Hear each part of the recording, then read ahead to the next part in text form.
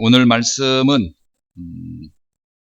예수님이 그 제자들이 귀신 들려서 고통당하는 아이를 데리고 온 아버지에게 제자들이 전혀 그 문제를 해결하지 못하는 것을 보면서 꾸짖고 그러면서 주신 말씀입니다.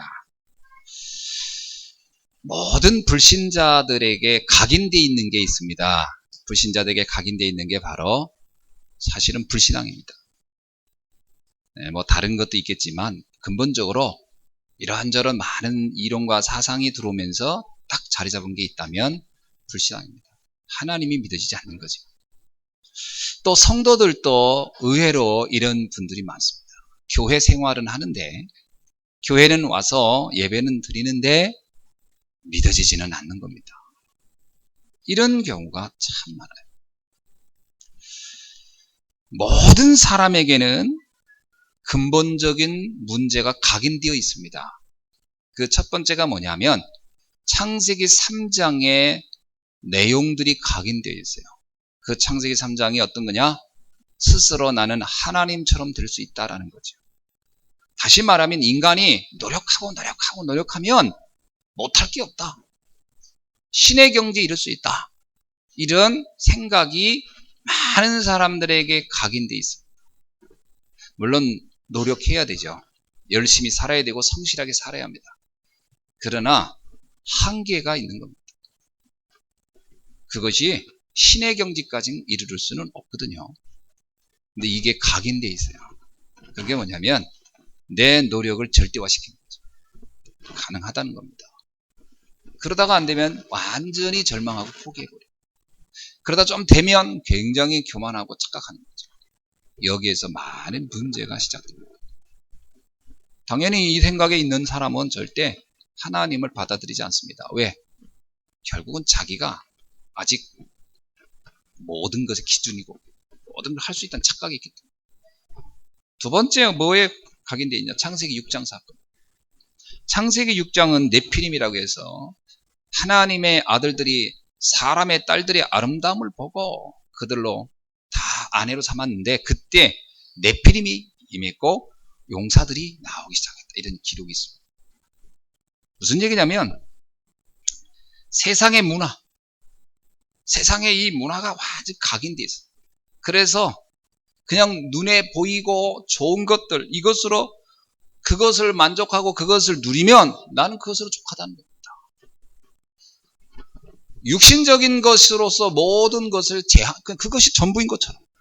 그래서 영적인 세계에 대해서 전혀 관심이 없고 알 수가 없어요. 그래서 어느 날 재앙이 닥쳐오면 이게 왜 이런 일이 왔지?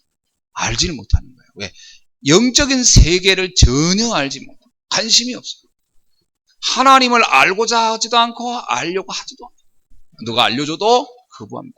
왜? 모든 기준이 육신적인 거예요. 눈에 보이는 것은.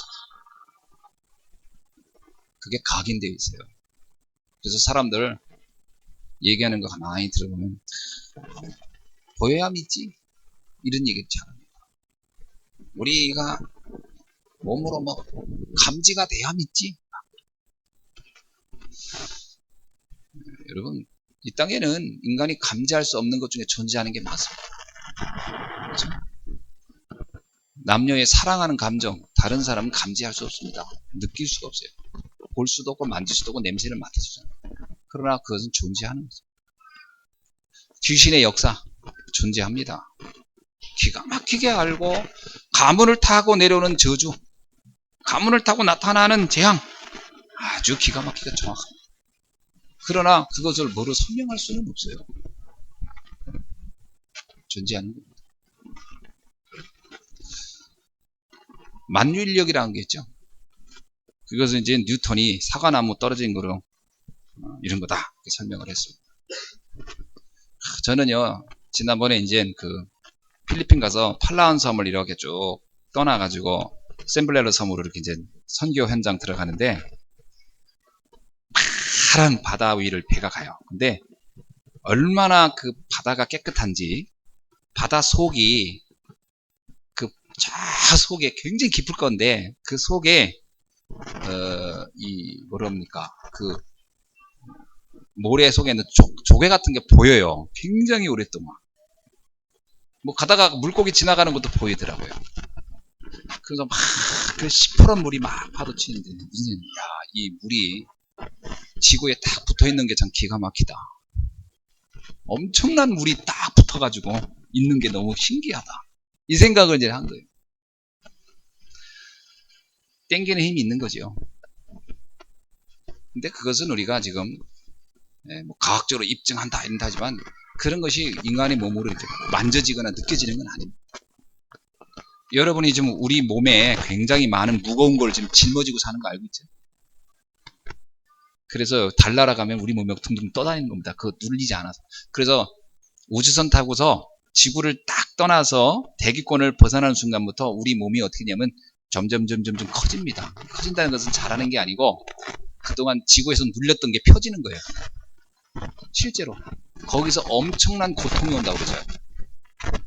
여러분, 그래서 우주선 타고 갈 때 제일 먼저 겪는 것은 성장판이 막 이렇게 늘어나는 고통. 굉장히 고통스럽다고 하죠. 그런 얘기 못 들어보셨습니까? 그거 연습한다고 그러잖아요. 지구에 있을 때 많이 그걸 적응해야 갈 때 견딘다죠.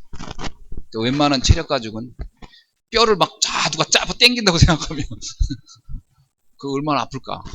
그래서 굉장히 신체가 건강한 사람이나 우주로 넘어간다. 우리는 뭔가 굉장히 큰 게 누르고 있는데 이게 없어져 버리는 거죠. 사람들은 자꾸 이렇게 감지할 수 있는 거, 느낄 수 있는 거, 볼 수 있는 것만 믿으려고. 그렇지 않은 것이 지구상에 너무 많이 존재. 그래서 창세기 6장은 뭐냐면 보이는 것 가지고 인생을 그걸 전부 다 결정해버리는 거죠. 보이는 게 다다. 아닙니다. 결국 인간이 운명이 바뀌어지는 것은 보이지 않는 세계를 통해 힘. 어떤 사람이 잘 살다가 어느 날 갑자기 망하는데 보니까 생각지 않는 재앙이 오고 그거는 인간이 감지할 수 없는 세계를 도우는 힘 때문이었어요. 이런 거를 사람들이 거의 잘 모르겠어요. 세 번째는 창세기 11장 문제가 각인되어 있습니다. 이게 뭐냐? 바벨탑 사건이거든요. 누구나 성공을 하면 행복해질 거라는 착각이 있는 겁니다. 성공만 하면 뭐든지 다 할 수 있을 거라는 착각이에요. 그래서 사람들은 그 성공을 향해 끊임없이 달려가는 거예요. 그러나 바벨탑의 결과가 뭐죠? 비참한 어떤 사람이 터지고 원수가 언어가 많아졌다는 얘기는 서로 이제 통하지가 않는 거예요. 원수가 됩니다. 가족들끼리 서로 안 통해서 원수가 됩니다. 관계가 다 끊어졌다. 인간이 성공이라는 것이 성공을 해서 얻는 것도 있지만 반대로 잃어버리는 게 훨씬 많아요. 그런데 사람들은 이것이 행복의 절대적 기준인 것처럼 착각하는 거죠. 이게 각인돼 있다. 창세기 3장, 6장, 11장에 성경에 기록되어 있는 그 내용이 각인. 그 결과 찾아오는 내용이 뭐냐? 고통과 멸망이 우리를 기다립니다. 에베소서 2장 1절은 이렇게 말합니다. 너희는 그때 죄와 허물로 죽었다. 그렇습니다. 이게 각인되어 있으면 죽은 인생이거든요. 인간이 살아있어도 산 게 아닌 게 있잖아요. 어떤 생각을 하잖아요. 죽는 게 차라리 나. 지금 삶이 전혀 누력 있지 않다는 거죠. 숨은 쉬고 밥은 먹고 있지만 죽은 것과 진배 없다는 거죠. 죄와 허물로 죽었습니다. 기쁨도 없고 감사도 없고 행복도 없고 소망도 없고 기대도 없고 거죠. 그렇게 살 수 있습니다. 그러나 모든 인간이 결국 이 세 가지에 각인되어 있어서 인간의 삶이 존재하게 됩니다.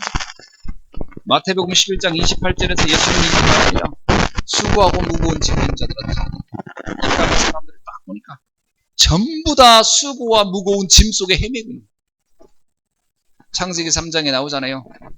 이 땅이 엉겅퀴가 가득해서 아무리 땀 흘리고 해도 겨우 먹으며 살 것이다. 창세기 3장 문제의 결과 아닙니까? 수고와 무거운 짐에 다 허덕이고 사는 거죠. 로마서 3장 10절로 13절, 18절에 보니까 모든 사람은 죄를 지어 모든 사람 의인은 없나니 하나도 없고 그 다음에 뭐래요? 그들의 삶에는 파멸과 고생의 길이 있으며 평강의 길을 알지 못한다. 그러니까 이 땅에 사람들의 삶이 다 대동소이합니다. 파멸과 고생, 그리고 평강이 없어요. 참 신기하게 조금 전에 행복한 것 같은데 조금 전에 비참해져요. 세계 2차 대전을 이렇게 보면 롬멜이라는 장군이 나옵니다. 그게 독일군 장군이거든요. 그리고 영국군 장군인 몽고메리하고 사하라 사막에서 전투에서 초기에는 이겼는데 나중에는 패하죠. 근데 이 롬멜이 초기에 계속 성공하게 이게 뭡니까? 전쟁에 계속 승리를 해요. 그때 자기 아내에게 보낸 편지가 뭐냐면 오늘은 내가 너무 기뻐서 잠이 오지 않는다. 막 적군을 막 계속 이기니까 내일 나에게 얻어질 그 뭔가 전리품을 생각하면 오늘 밤을 나는 그냥 자고 싶지 않다. 전리품이 뭐냐면 수에즈 운하 그걸 이제 찾는 겁니다. 거기까지 저쪽 저쪽 스페인 쪽으로 해가지고 지금 북아프리카를 다 거의 해서 지금 이집트까지 오는 거예요. 거의 다 차지한 거예요. 지금. 모로코를 해서 이렇게. 그랬던 이 롱멜이 나중에 몽고메리한테 완전히 패하고 곡으로 돌아갈 때 뭐라고 하냐면 이렇게입니다. 오늘 나는 잠을 잘 수 없다. 아내에게 매일 편지를 썼다고 그래요. 이 롱멜이. 오늘은 잠을 잘 수 없다.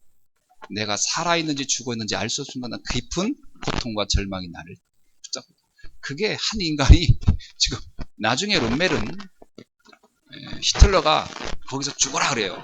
그런데 자기 부하가 다 전멸할 것 생각하니까 퇴각을 해버립니다.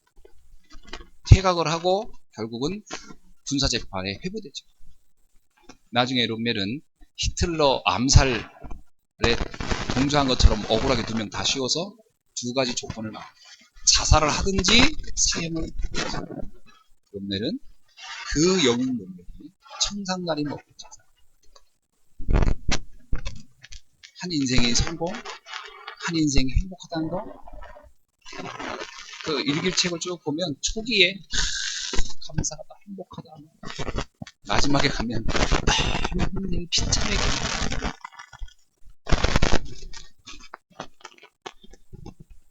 인간에게 주어진 평강이라는 것이 참 부지런히 하나님 떠난 인생이 누리는 기쁨과 감사. 잠깐 순간이 있어요. 그래서 모든 사람은 파멸과 고생의 길에 있고 평강의 길을 알지 못한다. 요한일서 3장 8절에 죄를 짓기 때문에 어떻게 된다? 모든 사람은 마귀에게 속해 있다. 죄를 짓는 자들은 마귀에게 속하나니. 인간 중에 죄 없는 인간이 없기 때문에 그 인간은 본질적으로 마귀에게 속해 있다. 요한일서 3장 8절에 왜 오직 그리스도입니까? 바로 이 문제는 우리의 힘으로 해결할 수 없기 때문에. 인간이 가지고 있는 이런 근본적인 문제는 우리에게 지금 각인되어 있는 이 문제는 우리 힘으로 해결할 수 있는 영역이 아니기 때문에. 그래서 하나님께서 그리스도를 보내신 겁니다. 인간이 만든 사상이나 제도 그 어떤 방법으로도 이 문제는 해결이 되지 않아요. 인간의 근원적으로 겪게 되는 저주와 재앙은 인간을 창조하신 하나님만 해결할 수 있는 것입니다. 그래서 마가복음 10장 27절에서 예수님은 이런 말씀을 해요. 사람으로는 할 수 없으되 하나님으로는 그렇지 아니하나니 하나님으로서는 다 하실 수 있느니라. 아멘. 하나님만 하시는. 인간의 문제는 인간이 해결할 것 같아요. 여러분은 아시잖아요. 내 자녀의 생각 하나, 내 자녀의 어떤 습관 하나라도 쉽게 안 고쳐지는 겁니다. 별짓을 다 해야지만 잘 안 되잖아요. 기도하시기 바랍니다. 엄밀하게 말 하나님께 맡기는 게 제일 빨라요. 그 아이 괜히 쓸데없이 협박하고 그래. 아이만 스트레스 받아요. 하나님께 맡기고 기도할 수 있게. 우리가 할 수 있는 데는요, 굉장히 제한적인 거예요. 제한적. 그렇죠.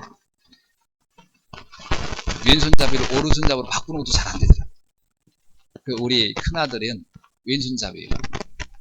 우리 큰딸도 왼손잡이. 이거 오른손잡이로 만들어 보려고 좀 해봤는데 포기했어요. 그것도 잘 안 돼요. 인간이 할 수 있는 것은 제한적이다. 하나님의 구원의 방법 중의 방법이 그리스도입니다. 구약 성경은 결국 이 그리스도가 세상에 오겠다라고 하는 기록의 내용이에요. 그래서 구약입니다. 오래된 약속. 신약은 뭐냐? 구약에서 약속한 그분이 왔다는 것이 신약입니다. 약속한 그분이 드디어 왔다. 성경에는 처음부터 오직 예수만 그리스도라는 것을 증거하고 있습니다. 그리스도를 설명하는데 그 그리스도가 우리가 누군지를 알아야 되잖아요. 그냥 그리스도가 올 것이다. 그 그리스도를 믿어라. 이건 너무 막연한 거예요. 그래서 그리스도가 누구인지를 말해야 우리가 그 대상을 알고 믿을 거 아닙니까? 그래서 성경은 이러이러한 조건을 가지고 오는 분이 그리스도다. 그렇게 말합니다. 그것이 뭐냐? 창세기 3장 15절. 아담의 후손이 아니라 남자를 통해서가 아니라 여자의 후손을 통해서 오는 사람이다. 그래서 복음서에 보니까 동정녀의 탄생이 여자의 후손이 왔습니다. 뱀의 머리를 사단을 짓밟는 권세를 가진 분이 올 것이다. 그를 보거든 그리스도인지라. 성경에는 남자를 모르는 처녀가 임신하여 출생한 인간은 지구상에 그리스도 외에는, 예수님 외에는 없습니다. 그래서 우리는 예수를 그리스도.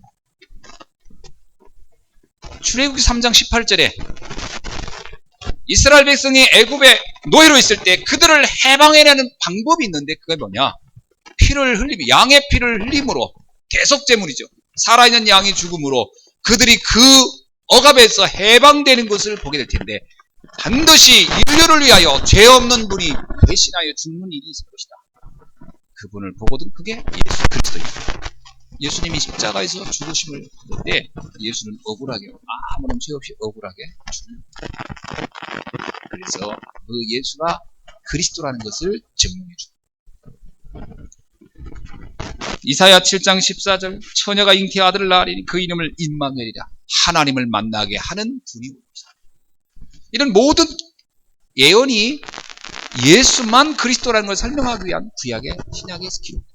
그리고 마태복음 16장 16절에서 베드로가 말합니다. 주는 그리스도시요 살아계신 하나님의 아들이십니다. 구약 성경의 그 모든 예언이 바로 내 앞에 계신 분을 통하여 완성됩니다. 바로 내 앞에 계신 분이 예언의 모든 성취자이십니다. 그걸 믿는 거예요. 그래서 주는 그리스도시요 살아계신 하나님의 아들이십니다.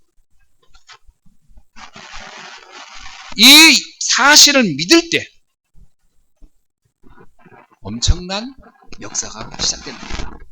사망에서 생명으로, 사단의 올무에서 완전히 해방되는 역사, 그때 시작됩니다. 그래서 예수님은 베드로가 주는 그리스도시여 살아계신 하나님의 아들이십니다라고 고백할 때 바요나 시몬아 네가 복이구나. 이것을 알게 하는 것은 효력이 아니요 하나님의 은혜로 하는 거예요. 아버지께서 그러면서 음부의 권세가 이기지 못하는 자, 흑암이 더 이상, 사단이 더 이상 공격할 수 없는 축복이 이게 너에게 임하였다고 말하고 있습니다. 믿을 때 사망에서 생명으로, 믿을 때 흑암의 저주와 올무에서 해방되어진 축복이 임하는 줄 믿습니다. 뭘 믿을 때요? 예수가 그리스도라는 사실입니다. 그래서 요한복음 5장 24절이니까 하나님께서 보내신 자를 믿는 자는 영생을 얻었고 심판에 이르지 아니하나니 사망에서 생명으로 옮기었느니라. 사도행전 1장 12절에 영접하는 자 그의 이름을 믿는 자들에겐 하나님의 자녀가 되는 권세를 주셨느니라. 로마서 1장 16절에서 이 복음을 모든 믿는 자에게 구원을 주시는 하나님의 능력이 됩니다. 이 사실을 믿으면 구원을 얻게 되고 그것은 하나님의 능력, 약속으로 되어진 것이다. 요한복음 6장 47절에 이렇게 말합니다. 진실로 진실로 너에게 이르노니 믿는 자는 영생을 가졌느니라. 이게 하나님의 약속입니다. 성경의 기록의 내용입니다. 이 사실이 각인돼야 돼요. 왜냐? 세상에 다른 이론과 다른 방법들이 너무나 많기 때문에 예수가 그리스도라는 것을 이해하기 위해서, 그것을 깨닫도록 하기 위해서는 우리가 각인되지 않으면 자꾸 의심하게 돼요. 두 번째, 믿을 때 구원을 얻는다, 믿을 때 사망이 떠난다, 믿을 때 사단이 떠난다는 것도요, 이게 각인이 안 되면 안 믿어져요. 안 믿어집니다. 어떻게 믿어집니까? 사단이 뭐 떠난다는 게 보입니까? 분명히 운명과 저주가 떠나긴 막 분명한데 그게 확인되지가 않아요, 우리 눈으로. 그러다 보니까 이게 각인이 안 되면 또 불신앙해요. 그래서 성경은 이걸 각인시키기 위해서 하는 게 있습니다. 많은 사건을 체험케 하고 많은 기적을 누리게 하고 그리고 절기를 만들어서 이걸 각인시킨 거죠. 여러분, 양의 피를 바르는 그 일을 왜 굳이 이스라엘 백성들에게 출애굽을 할 때 그거를 하게 했습니까? 대속의 은혜가 각인시킵니다. 대속이라고 하는 것, 십자가의 사건이 어떤 것인지를 각인되어야 되기 때문에 하나님의 은혜로 되어지는 것을 알도록 하기 위해서 그걸 그렇게 하라고 합니다. 홍해를 건널 때 굳이 홍해로 가게 했을까요? 홍해가 아닌 길로 가면 안 됩니다. 각인시키는 겁니다. 하나님이 너희를 책임진다는 것을. 그리고 믿음으로 되어진다는 것을 각인시키기 위해서 홍해를 가게 합니다. 광야를 지날 때 만나와 메추라기를 매일 줍니다. 아니, 한 달씩 먹을 걸 주면 안 되나요? 창고에 쌓아놓을 걸 주면 왜 안 되나요? 아니, 매일 줍니다.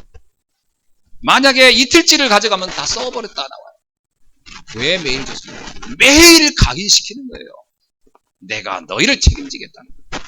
나를 의지하라는 거예요. 나와 함께 해야 된다는 걸 각인시키는 사건입니다.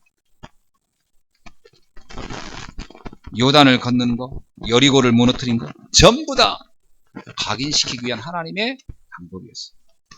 그리고 절기를 만들죠. 6월절. 6월절을 통해서 대속이라는 걸 계속 생각하도록. 그래서 이 절기를 지키라. 아멘이죠?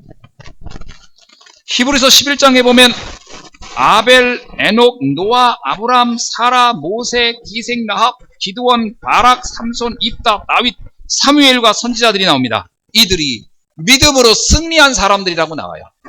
뭐죠? 믿음이 각인된 자들의 모습. 정말 하나님이 하신다는 믿음이 각인되면 그 인생이 승리하게 됩니다. 오늘 본문에서 예수님이 제자들과 이야기를 나누는 과정에 쭉 보면요, 제자들에게 믿음이 각인이 안 돼 있다는 것을 알게 돼요. 믿음이 각인이 안 돼 있어요.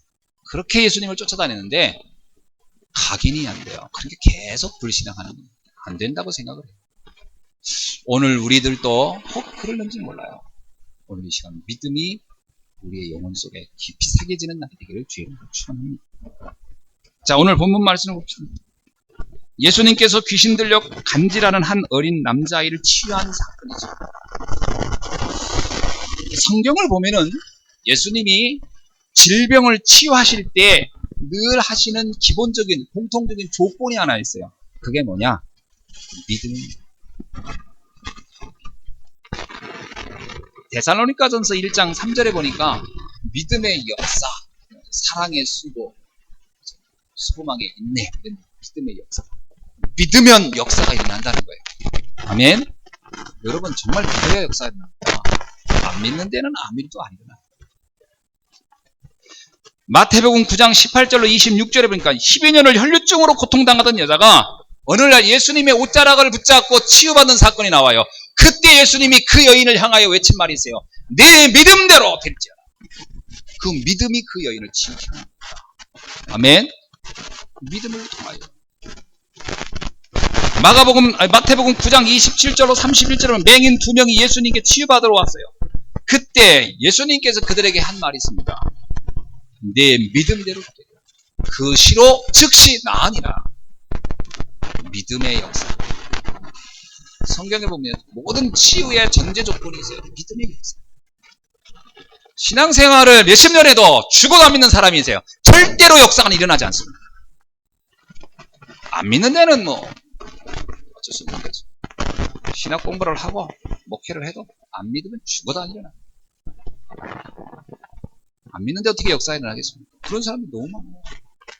그런데 자기는 믿음이 있다고 착각하는 거예요.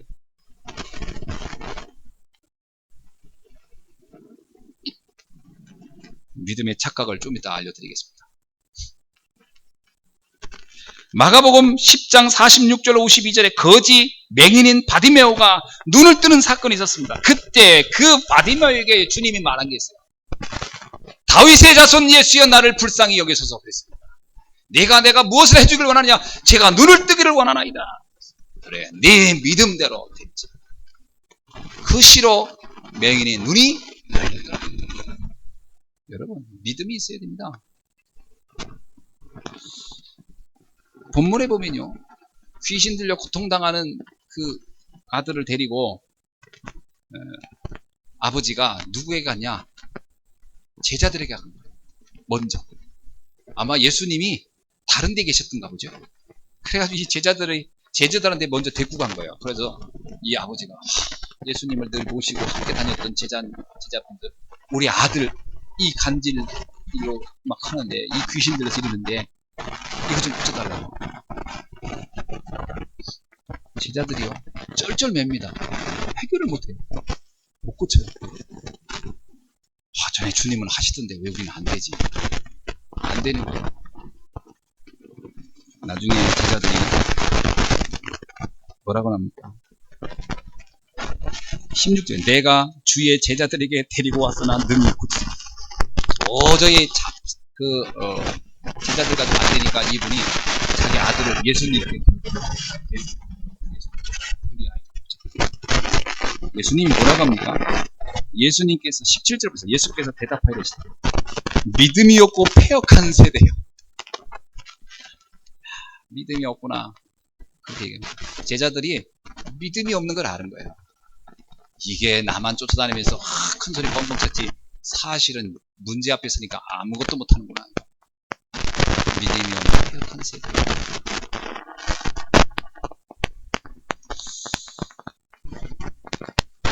왜 못했을까요? 제자들이? 무슨 믿음이 없었죠?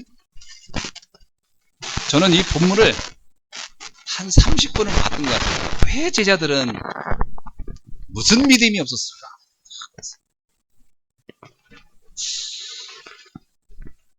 예수님이 고칠 수 있다라는 이 믿음이 없었다는 말인가? 내가요, 제자들이 이건 알아요. 예수님이 그리스도인 건 알아요. 아죠? 제자들도요, 문제가 있는 사람이 있으면 예수님께 데리고 갑니다. 그럼 예수님이 고쳤거든요. 그럼 예수님이 병자를 고친다는 걸 알았던 거예요. 그 정도는 문제도 안 된 걸 알았어요. 문제 제자들 자신이에요. 다시 말하면 예수님이 함께하지 않으니까 눈으로 예수님이 나와 지금 여기 없으니까 무슨 생각이냐면 우리는 아무것도 할 수 없어요. 임마누엘의 믿음이 없어요.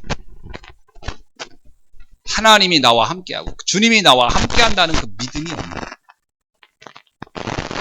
우리가 이 믿음이 없으면 자꾸 의존적이 됩니다. 이미 주님이 뭐라고 합니까? 우리를 부를 때 뭐라고 했어요? 마가복음 3장 14절에 이에 12를 세우니 이는 자기와 함께 있게 하시고, 여기서 자기와 함께는 육신적으로만 함께가 아닙니다. 영적으로 함께입니다. 임마누엘의 믿음이 없었던 거예요. 주님이 나와 함께 한다는 것이 영적으로 안 믿어지는 거예요. 성도들 중에 그런 사람이 있더라고요. 교회 와서 말씀 들을 때는 뭔가 이름이 될 것 같은데 집에 가서 혼자 있으면 자기는 아무것도 할 수 없는 무기력한다. 그게 무슨 믿음이 없냐? 임마누엘의 믿음이 없는 거예요. 혼자 있으면 쩔쩔매는 거, 그게 바로 제자들의 모습이에요. 자기 혼자는 아무것도 못해요. 왜 혼자입니까? 주님이 나와 함께한다는 거예요. 하늘과 땅의 모든 권세를 가진 내가 너와 영원히 함께. 그게 그래서 예수님은 마지막 28장에서 마태복음에서 부활 메시지의 핵심이 그거예요. 내가 너와 영원히 함께한다. 이제 나는 너희를 떠나갈 텐데 무슨 힘으로 너희들이 세상을 살겠냐? 임마누엘의 믿음이 있어야 할 거 아니냐. 여러분, 성도들이 이 믿음이 없어요. 제자들이 옆에 주님이 있을 때는 뭔가 되는 것 같은데 주님이 안 보이면 쩔쩔해요. 오늘 우리들의 믿음의 모습이 이럴 수 있어요. 아니, 혼자 있을 때는 주님이 안 계십니까? 그러니까 혼자 있을 때 무너지는 사람 보면 진짜 믿음이 없는 거지. 혼자 있으나 함께 있을 때나, 여러분, 우리의 신앙은 군중 신앙이 아니에요. 군중 신앙. 분위기고. 그러니까 어떤 사람이 그러더라고.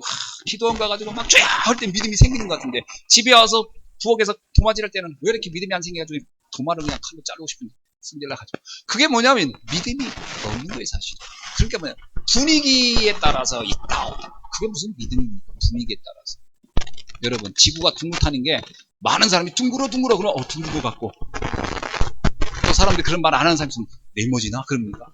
무슨 믿음이 그래요? 한번 둥글면 영원히 둥근 거지. 혼자도 둥글고 여름이 있어도 둥근 거지. 믿음이라는 것에 대한 오해가 있습니다. 제자들이 임마누엘이 합니다. 지금 함께 한다. 그래서 사도행전 19장 2절의 말씀이 굉장히 중요합니다. 네가 믿을 때 성령을 받았느냐?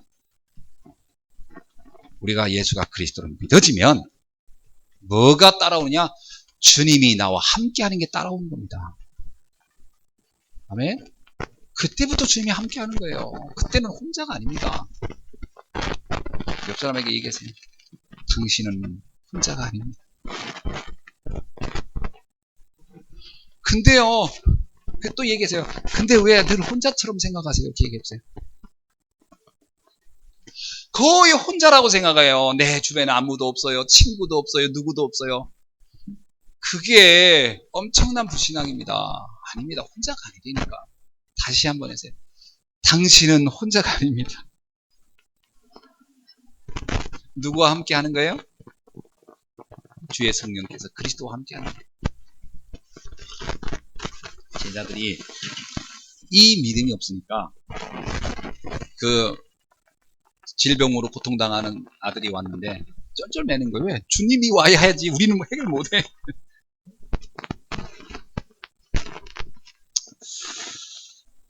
자, 이 믿음이 20절에 보세요. 이런 믿음이, 임마누엘의 믿음이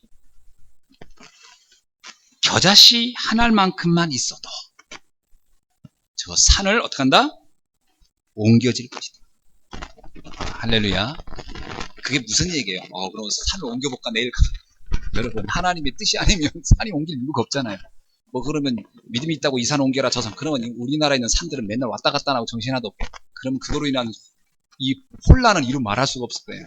그럴 필요가 없는 게 아니고, 인간이 절대로 해결할 수 없는 문제들이 해결되어지는 응답을 보게 될 것이다. 여러분, 진짜 믿음 가져보세요. 주님이 나와 함께. 인간의 힘으로 절대 할 수 없는 문제를 해결받는 겁니다. 시작되기 준비했습니다. 그게 바로 산을 옮기는 거예요. 신천지에서는 산 옮기기 해가지고 교회를 그냥 통째로 그냥 다 무너뜨려요. 그건 산 옮기기가 아니고 망하려고 하는 짓이에요. 그런 의미가 아닌데 왜 성경을 그렇게 해석을 하냐? 참 성경의 해석도 참 해석은 참 자유니까 그 인간들 보면 좀 답답해요. 불쌍한 것을. 그 뜻이 아니라 인간이 해결할 수 없는 문제를 하나님이 해주시죠.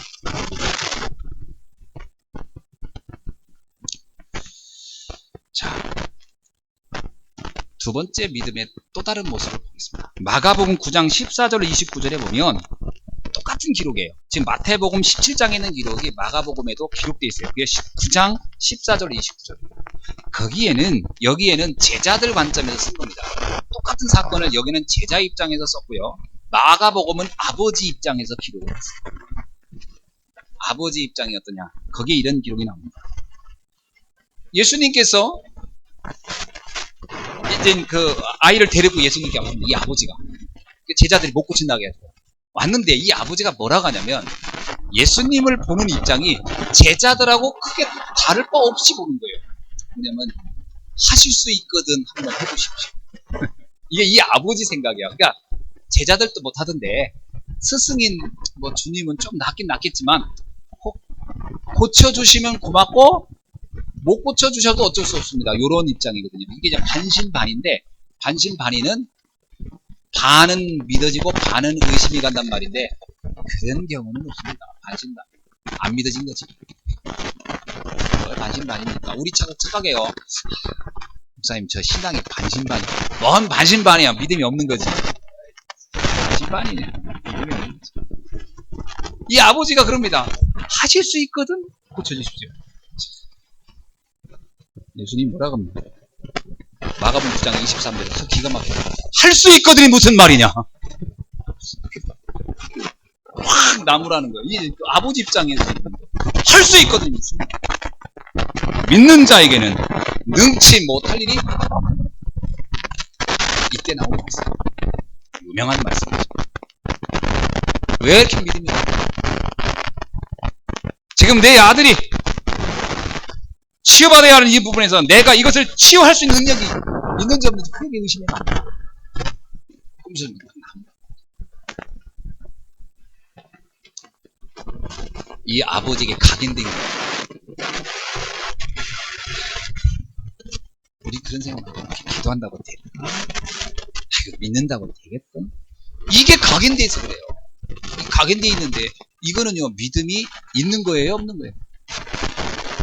될까? 있어요, 없어요? 없는 거예요. 그 겨자씨만한 믿음은 무슨 얘기예요? 그건 믿음이 작다는 거예요, 있다는 거예요? 그건 있다는 얘기예요.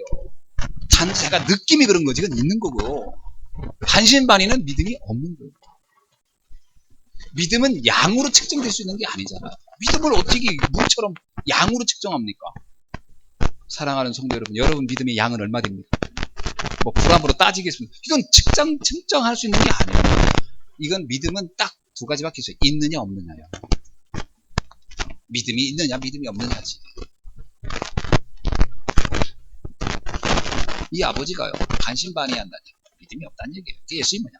믿음이 없는 자예요. 뭐 제자들도 믿음이 없지, 이 아버지도 믿음이 없지. 기적이 일어나겠어요? 서로 믿음 없는 사람끼리 만났는데. 그러니까 이 아버지도 솔직히 제자들도 뭐 해보려고 해도 안 됐을지도 몰라. 서로 피해자 믿음 없는 사람끼리 만났으니까. 뭔 역사가 일어나가게. 아무것도 안 일어나지. 믿음 없는 사람 둘이 앉아가지고 하루 종일 기도해봐요. 목만 아프지 뭔 역사가 일어나. 그리고 또 팀 사이 캐요. 서로 믿음 없고.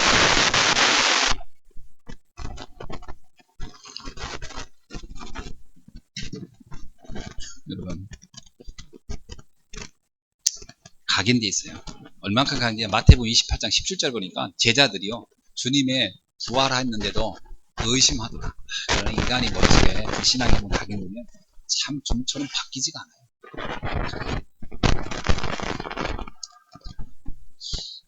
근데 이 아버지가 굉장히 훌륭한 사람이에요. 제가 보면 마가복음 9장 24절에서 예수님이 이렇게 말을 하니까 할 수 있거든이 무슨 말이냐? 믿는 자에게 늙지 못할 일이 없느냐? 그랬더니 그 말을 듣고 이 아버지가 정신이 번쩍 든 거예요. 맞다. 내가 이 아들을 가지고 여기 왔는데 여기서 내가 이거 고쳐주냐? 못 고치냐? 이러고 있다는 게 말이 되냐? 그래서 뭐라고 합니까? 곧 아이의 아버지가 소리질러 이르되, 기록이요. 이 아버지 입장에서 기록을 너무 잘했어요. 소리를 질렀어요. 뭐라고 얘기했죠? 내가 믿나이다. 그러면서 두 번째 중요한 얘기를 해요. 나의 믿음 없음을 도와주소서. 믿고 싶습니다. 그걸 믿고 싶습니다. 나의 믿음 없음을 도와주소서. 제대로 깨달은 거죠. 여러분 우리가요 어떤 의미에서는 하나님 앞에 내가 참 믿음이 없는 이걸 깨달는 것이 굉장히 중요한 시작이고 또 하나님께 나를 도와달라고 하니까 응답의 시작인 줄 믿습니다. 그래서 응답 이전에 나의 믿음 회복이 중요해요. 많은 사람들은 응답을 자꾸 받고 싶어 하면서 자기가 지금 믿음이 있는지 없는지 부분은 점검이 안 돼요. 응답 이전에 믿음 회복이에요. 그래서 야고보서 1장 6절로 7절 보니까 오직 믿음으로 구하고 조금 더 의심하지 말라. 의심하는 자는 마치 바람에 밀려 요동하는 바닷물결 같으니 이런 사람은 무엇이든지 주께 얻기를 생각하지 말라. 그러니까 믿음이 없다면 그 믿음 없는 상태에서 기도한들 무슨 역사가 일어나겠냐. 그래서 뭐냐, 먼저 너의 믿음 없음을 회복하라. 여러분, 그래서 믿음이 회복되어지면 모든 응답은 그때부터 시작되는 줄 믿습니다. 자, 그래서 누가복음 18장 8절에서 뭐라고 하죠? 인자가 올 때에는 세상에서 뭘 보겠다? 믿음을 보겠느니라. 가장 중요한 게 믿음이에요. 주님이 마지막까지 점검하고 있다 한 게 뭐예요? 네 믿음을 내가 점검하겠다. 오늘 이 믿음 회복되는 날이 되길 주의 이름으로 축원합니다. 그러면 이 믿음을 어떻게 가질 수 있죠? 성경에 있는 내용을 통해 보면 믿음을 그럼 도대체 어떻게 갖고 싶은가? 그렇죠. 이 아버지가 그러잖아요. 나의 믿음 없음을 도와주소서 그러잖아요. 그럼 어떻게 믿음이 내게 생길 수 있습니까? 에베소서 2장 8절에 보니까 너희는 그 은혜로 인하여 믿음으로 말미암아 구원을 받았으니. 솔직히 말하면요, 믿음은 하나님의 은혜가 임하는 거예요. 그럼 이 아버지는 예수님이 그때 이 아버지에게 믿음을 확인시켜 주실 거예요. 은혜가 임해. 그 은혜로 말미암아 믿음으로 구원을 얻었나니. 믿음도 결국은 하나님의 은혜가 임해야 되는 거예요. 잘 생각해 보세요. 수천 년 전에 예언된 그리스도가 예수님으로 왔고, 그 예수님으로 오셔서 그분이 십자가에서 죽으시고 부활하고 승천하고 지금 우리와 성령으로 함께한다. 이게 믿어지는 거는 하나님의 은혜가 아니면 안 되죠. 그래서 많은 사람들이 어떤 사람은 예수님 막 비난하고 예수가 있어? 막 이런 사람. 예수는 가상인물이야. 하도 사람들이 후대에 예수님이 가상인물로 할 것을 아시고 사도신경에 본디오 빌라도에게 고난을 받아 이렇게 넣어놨어요. 본디오는 역사적인 인물이거든요. 로마사에 보면 본디오라는 사람이 정확히 다 기록되어 있거든요. 그 본디오 기록 중에 갈릴리 예수를 재판한 기록도 있어요. 그래서 본디오 빌라도는 본디오를 욕하려는 게 아니라 예수님의 죽음은 이미 역사적으로 입증된 사건이었다. 선포하기 위해서 초대교회 성도들이 훗날 분명히 이거 가지고 안 믿는 인간들 나올 걸 알고 훗날 후대 인간들이 이거 가지고 막 예수님 가상인데 어쩌고 할까봐 사도신경에 아예 넣어버린 거예요. 그게 역사적인 일이에요. 그런데 그게 역사적 인물이야. 어쩌라고. 그게 그리스도로 믿어지는 것은 하나님의 은혜예요. 저는 어릴 때부터 교회를 다녔잖아요. 제가 우리 문정이만 할 때부터 다녔던 것 같아요. 그래서 어머니가 교회 가는 것을 어릴 때부터 보고 자랐어요. 새벽 기도 가는 것도 제가 보고, 우리 집 시골집 뒤에 대나무 숲이 있어가지고 새벽에 우리 어머니 막 움직이잖아요. 부시럭거리고 이러면 내가 눈을 떠요. 그러면 내가 막 눈 떠가지고 어디 가냐고 그러면 교회 갔다 올 게 있어. 그런다. 그리고 가면 뒤에 바람 불면 대나무가 쓱 얼마나 무서웠던지 귀신 나오는 것 같고. 어렸을 때는 어머니가 새벽 기도 가는 게 그렇게 무섭고 싫더라고. 옆에 좀 있어줬으면 좋겠다. 그렇게 신앙생활 했어요. 그냥 얼마나 오랫동안 교회를 다녔어요. 그런데 예수가 그리스도가 안 믿어지는 거야. 언제까지? 목회할 때까지. 미치겠더라고요. 목회를 하는데 안 믿어지는 거야. 그러니까 어떻게 해요? 안 믿어지니까 얘기 못하죠. 못하니까 다른 얘기 하는 거예요. 자꾸 교훈들. 예수님께서. 그러니까 예수님을 하나의 훌륭한 스승으로만 내가 이해하고 설교하는 거예요. 예수님이 이쪽 뺨 때리면 이쪽 대라 여러분 되시기 바랍니다. 이런 얘기 이제 하는 거지. 되겠다는 사람 하나도 없구나. 왜 못 되냐고 그러면 앉아가지고 목사님은 되겠어요? 그럼 나도 못 되지. 뭐 이게 뭐 말도 안 되는 얘기를 서로 주거니 받거니 하고 이제 설교를 하는 거지. 그렇게 한 10년을 내가 목회를 했다니까. 얼마나 힘들었겠어요. 안 믿어지고 인생 문제가 해결이 안 되죠.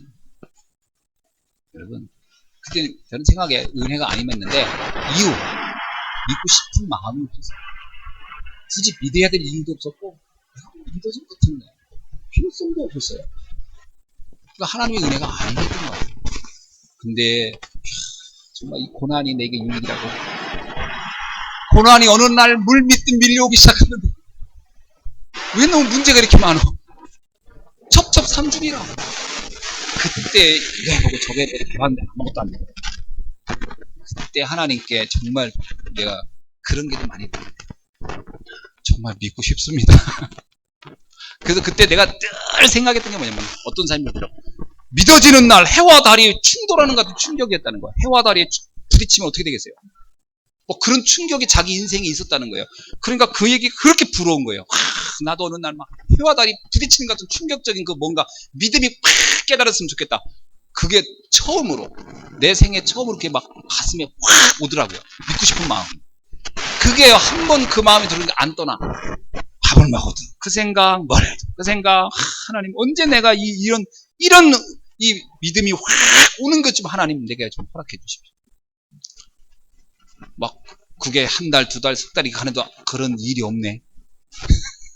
그러니까 마음이 더 초조해지는 거예요. 내가 지금 나이가 몇이냐, 목회한 지가 얼마냐. 그 성도들은 뭐 영적인 얘기 막 이게 뭐 했다 그러면 막 그것도 저게 뭐지? 내가 영적인 세계 모르니까 저건 뭐지? 저걸 인정해야 되나 말아야 되나? 그런 거예요. 어떤 사람이 무슨 뭐 성령 받아가지고 뭐 춤춘다고 그러고 교회에서 그러면 그 추는 게 그 당 정상인가 보다. 그 영적인 세계 전혀 모르니까 그 새벽 기도 와가지고 막 춤추고 왔다 갔다 했었어요. 뭐 교회에서. 그럼 내가 그걸 제지하지를 못했어. 왜? 영적인 걸 내가 모르니까. 저것도 혹시 영적인 건가? 그리고 지금 왔으면 그냥 확 붙잡아가지고 그냥 확 귀신에 완전 잡혀있구나 이러고 내가 뭐라 할 텐데 그땐 그걸 뭔지 몰랐다니까. 근데 말씀을 듣는 중에 깨달아져. 예수가 그리스도였구나. 이게 깨달아지는데 해와 달이 부딪히는 것 같은 충격이란 말이 그때 이해되는 거야. 내 인생 존재 자체가 바뀌어버리는 거야. 전 하나님의 은혜였다고 봐요. 은혜가 임한 거죠. 바울이 스데반이 막 죽을 때 그 자리에 있었지 않습니까? 사도행전에 보면 스데반이 마지막 여기 누군가 들을 거라고 생각하고 메시지를 쫙 합니다. 바울이 다 들어요. 그 말을. 스데반이 마지막 자기의 죽음을 앞두고 최고의 메시지를 하는데 복음의 메시지를 쫙 합니다.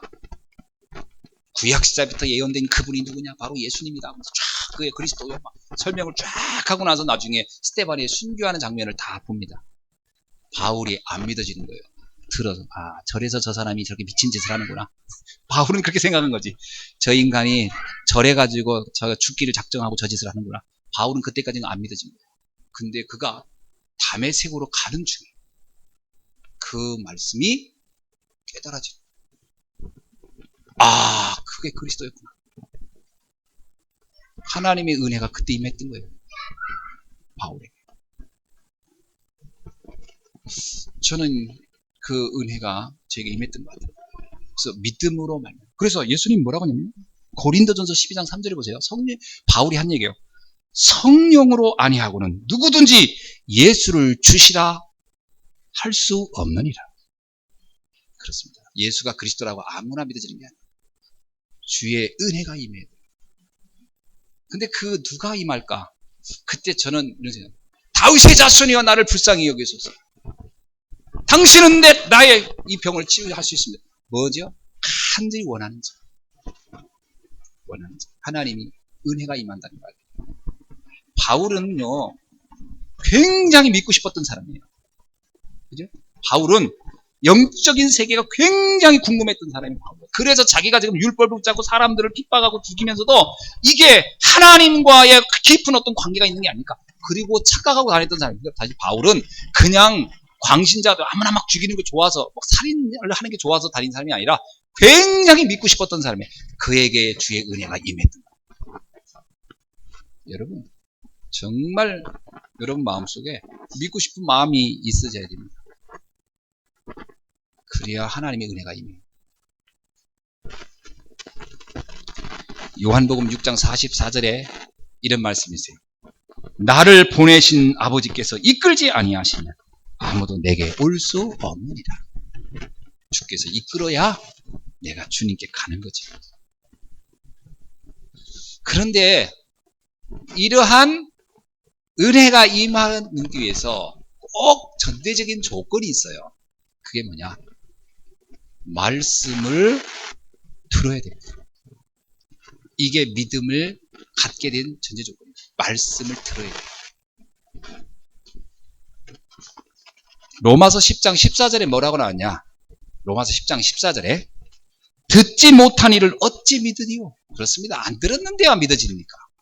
어떤 사람이 이러더라고. 어느 날 그냥 믿어지겠죠, 목사님. 믿어지기 뭘 믿어져?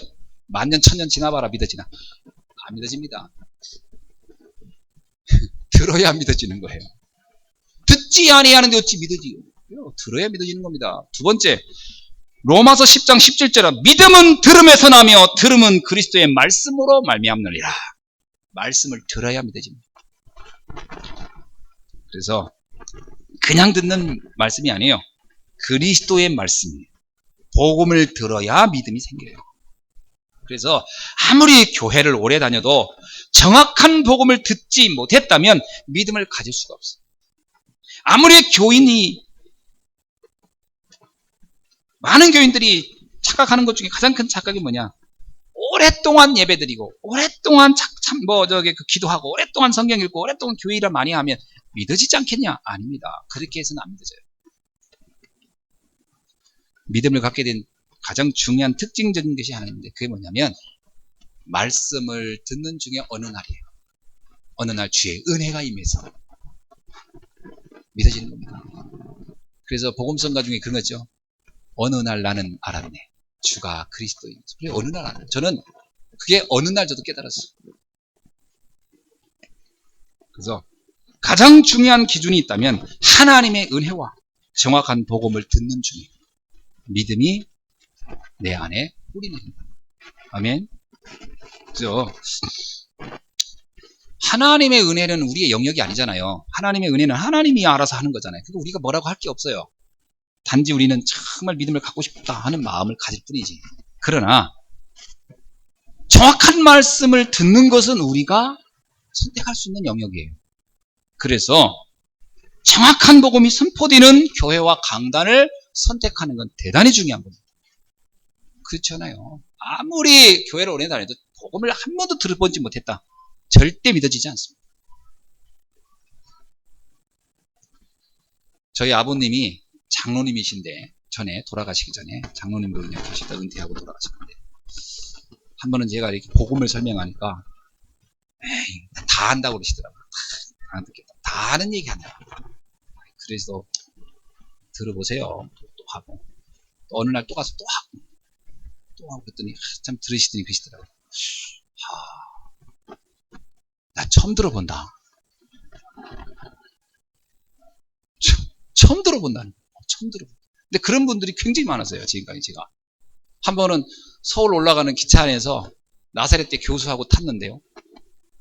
요새 교수하고 같이 가면서 여자분인데 이렇게 얘기하다가 자기가 교수라고 성경책 읽고 있을래 했는데 내가 신앙생활 하나 보였더니 자기 신분을 얘기하고 그러면서 하는 얘기가 내가 열심히 못해도 믿음이 없어서 그래서 열심히 안 해도 믿음 생길 수 있는데요. 그래도 그렇지 뭐 예배도 많이 빠지고 예배 안 빠져도 믿음 생길 수 있는데요. 그런 게 어디 있냐. 그런 게 오늘 아침 알려드릴 수 있다고. 그리고 내가 복음을 쫙 설명했어요. 그때 영등포에 도착하더라고. 얼마나 오랫동안 했는지.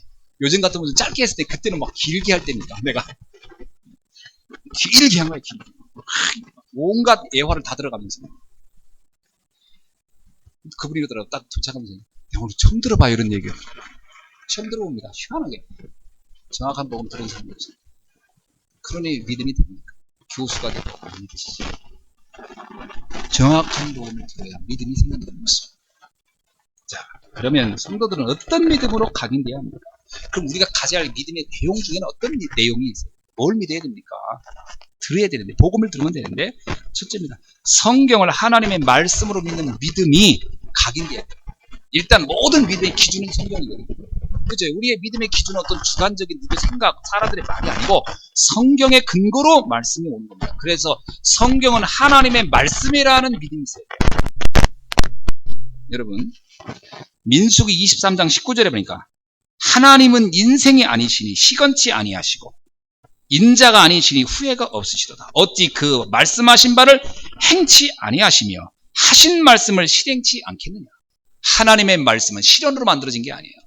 실천하지 않을 얘기를 한 게 아니에요. 반드시 내 한 말은 내가 실천하겠다. 하나님의 말씀. 이사야서 34장 16절에 보세요. 너희는 여호와의 책을 자세히 읽어보아라.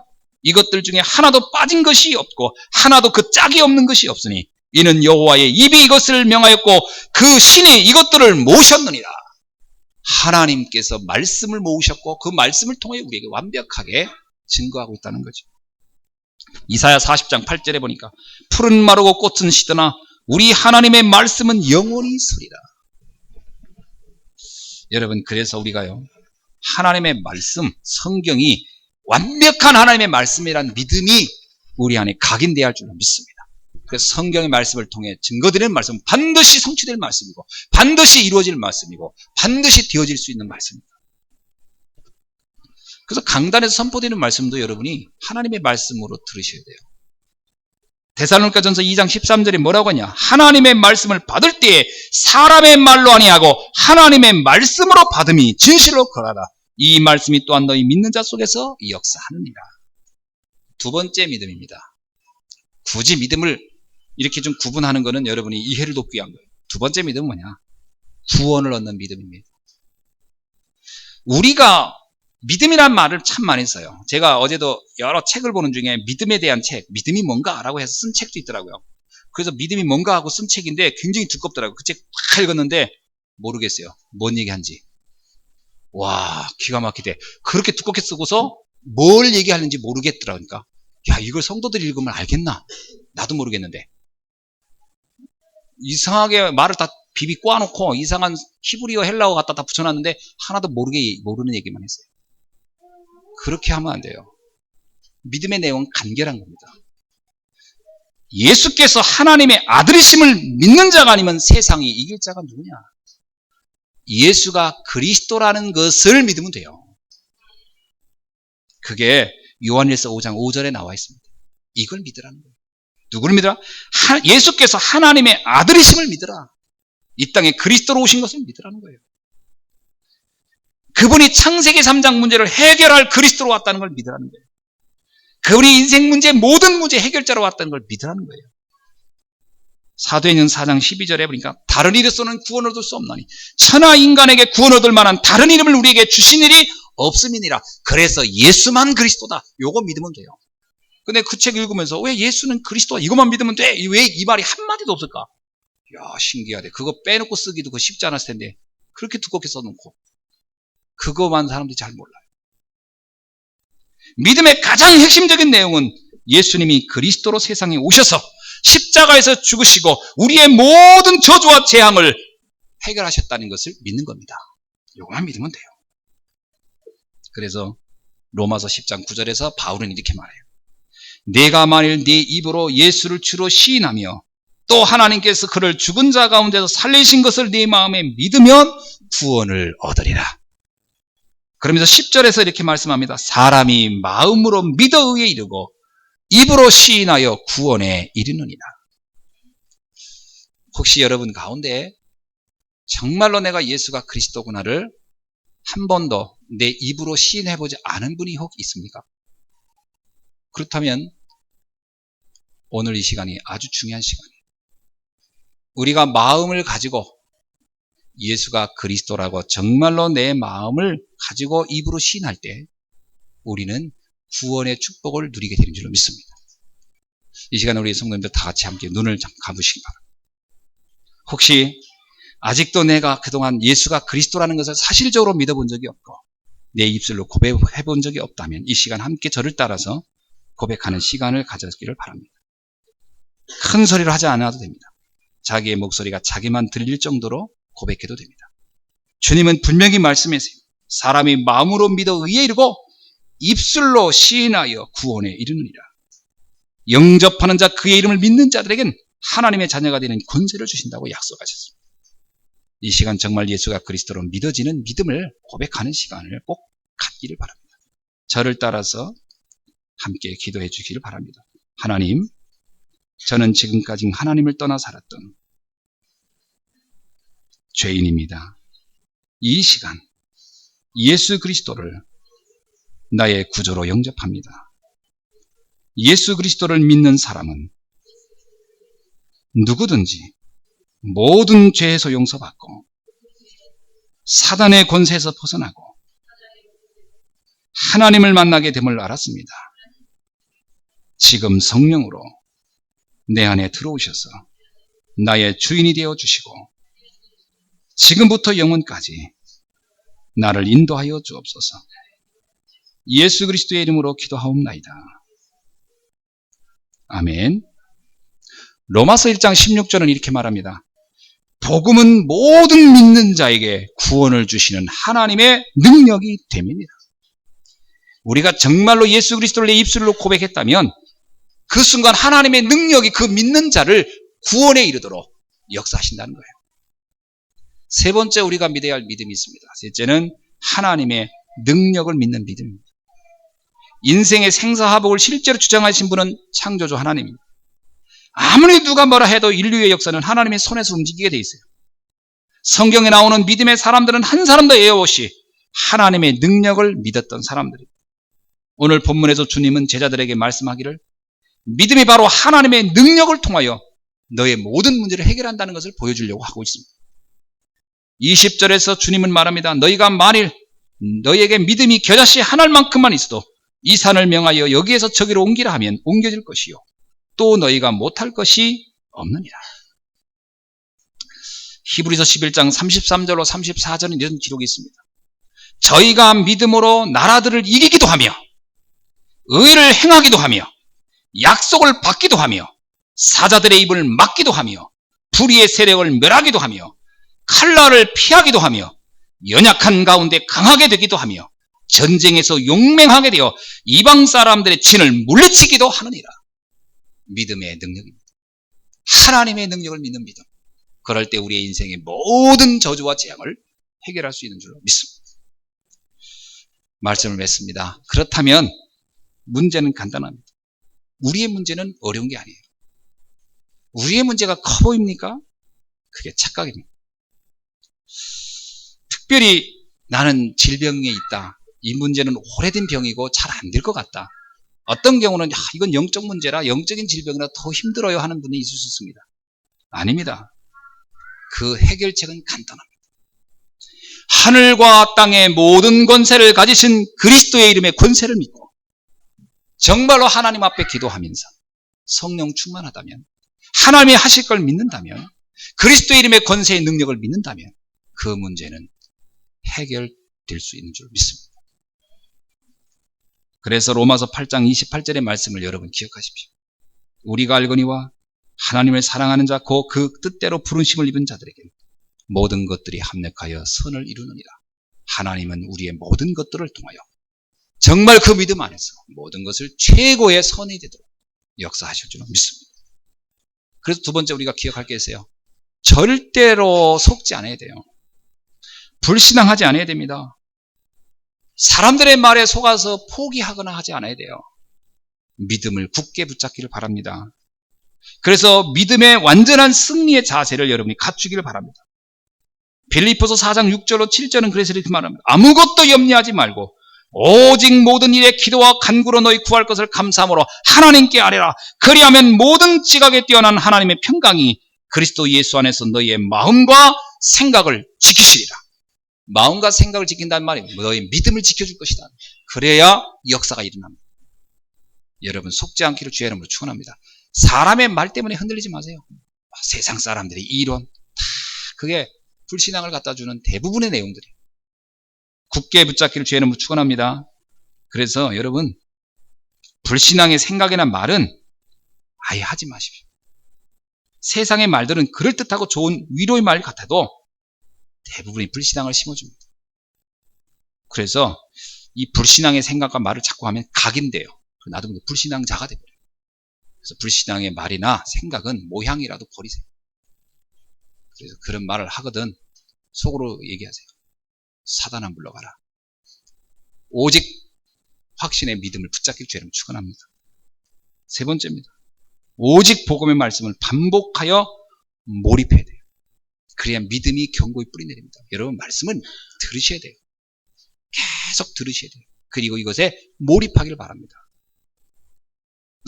오늘 본문에서 어린아이 아버지가 이렇게 말하죠. 나의 믿음 없는 것을 도와주소서. 여러분이 하나님 내가 믿음이 없습니다. 믿음 없는 걸 도와주소서. 그리고 말씀 속으로 오시기 바랍니다. 저의 경우를 보니까 전 3개월을 지속해서 반복해서 몰입해 들었어요. 그러던 어느 날 깨달아졌어요. 그래서 제가 저 개인의 경험 때문에 그런지 몰라도 3개월을 내가 반복해서 몰입해서 말씀을 전해준다면 믿음이 못 가질 사람이 없겠구나. 이런 생각이 제 개인적으로는 들어요. 여러분, 물론 사람에 따라 조금씩 다 다르겠지만 반복하여 몰입해서 말씀을 들어보기를 주의는 축원합니다. 왜 예수님이 제자들을 3년을 데려다니면서 반복하여 몰입시켜버린 거예요. 그래서 제자들이 흔들리지 않는 믿음을 갖게 되는 거예요. 신명기 6장 49절은 그래서 대단히 중요해요. 네 자녀에게 부지런히 가르치라. 집에 앉아있을 때든지 길에 행할 때든지 누워있을 때든지 일어날 때든지 이 말씀을 강론할 것이며 너는 또 그것을 네 손목에 매어 기호로 삼으며 너 미간에 붙여 표를 삼고 또 내 집 문설주와 바깥 문설주에 기록할지니라. 몰입시키고 반복하기를 저희는 축원합니다.